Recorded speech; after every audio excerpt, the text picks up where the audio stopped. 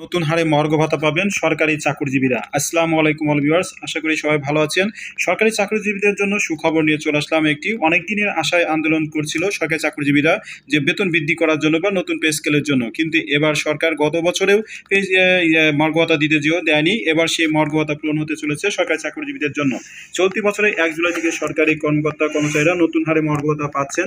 Budget ঘোষণা উপলক্ষে চূড়ান্ত সিদ্ধান্ত অনুযায়ী প্রথম থেকে নবম গ্রেডের কর্মকর্তা কর্মচারীরা পাবেন 15% হারে মর্গ ভাতা, আর দশম থেকে 20 গ্রেডের কর্মীরা পাবেন 20% হারে মর্গ ভাতা। অর্থ মন্ত্রণালয় এক সিনিয়র কর্মকর্তা জানিয়েছেন, মঙ্গলবার অর্থ মন্ত্রণালয়ে অনুষ্ঠিত এক বৈঠকে এই হার চূড়ান্ত করা হয়েছে। একই সঙ্গে অর্থ উপদেষ্টা ডক্টর সালেউদ্দিন আহমেদও বিষয়টি নিশ্চিত করে জানিয়েছেন, এবারের বাজেটে সরকারি চাকরিদের জন্য মর্গ ভাতার প্রস্তাব সক্রিয়ভাবে বিবেচনায় রয়েছে এবং এ বিষয়ে একটি কমিটিও কাজ করছে। কিভাবে কার্যকর হবে নতুন মর্গ ভাতা?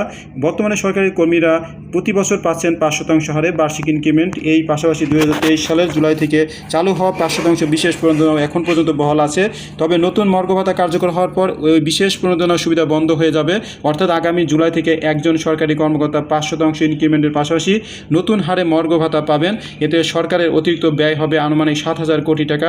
2023 সালে জাতীয় নির্বাচনের আগ মুহূর্তে চালু হওয়া বিশেষ প্রণোদনা থাকলেও তা স্থায়ী হয়নি।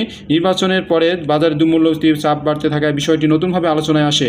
গত ডিসেম্বরে গঠন করা একটি বিশেষ কমিটি, যার সুপারিশে দশম থেকে 20তম গ্রেডের কর্মীদের জন্য 20% এবং প্রথম থেকে নবম গ্রেডের জন্য 10 থেকে 15% হারে মর্গ ভাতার প্রস্তাব আসে। জনপ্রশাসন সচিব এই বছর জানুয়ারি থেকে এই সুবিধা কার্যকর করার সুপারিশ করলেও অর্থনৈতিক সীমাবদ্ধতার কারণে বিষয়টি পেছানো হয়।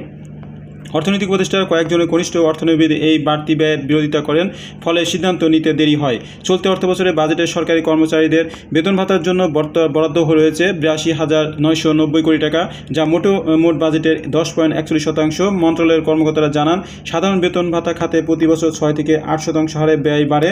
সেই হিসেবে 2025-26 অর্থবছরে এই খাতে ব্যয় বরাদ্দ গিয়ে দাঁড়াতে পারে 89,500 কোটি টাকা।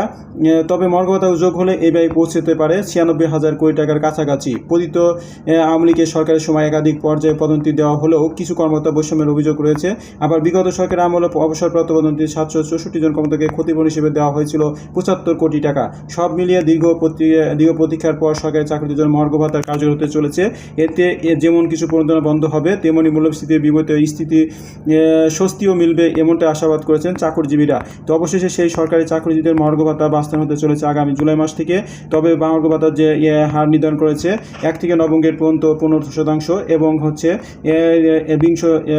10ম গ্রেড থেকে 20 যে গ্রেড রয়েছে সেখানে তাদেরকে করা হয়েছে 20% হারে যে মর্গ ভাতা প্রস্তাব করা হয়েছে। তো সেটার বিষয়ে আপনাদের মূল্যের মতামত কমেন্টে জানাতে ভুলবেন না। সব ভালো থাকুন, আল্লাহ হাফেজ।